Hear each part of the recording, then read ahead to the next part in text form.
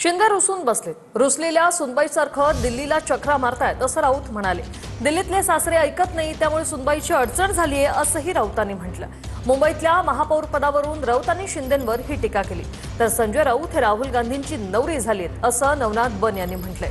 संजय राऊत 12 जणांच्या प्रियसी आहेत असं देखील वक्तव्य बन यांनी केलंय।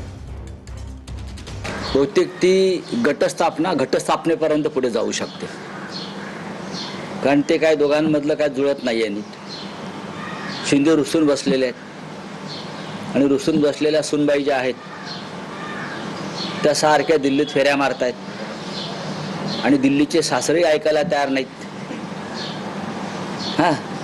त्याच्यामुळे त्या नववधूची फार अडचण झालेली आहे। करे तो क्या करे, इज्जत का सवाल आहे। संजय राऊत हे राहुल गांधींची नवरी झालेली आहेत।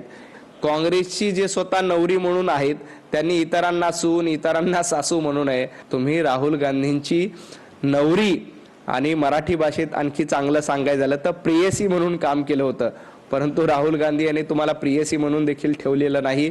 याआधी संजय राऊत नावाची प्रियसी शरद पवारांसोबत बसली होती, नंतर हीच प्रियसी राज ठाकरेंकडे गेली, तिथेही काही डाळ शिजली नाही। आता हीच प्रियसी वंचित आघाडीकडे मध्यंतरी जाऊन झाली। आपण कशा पद्धतीने 12 जणांच्या प्रेयसी आहोत याचं भान संजय राऊतांनी ठेवलं।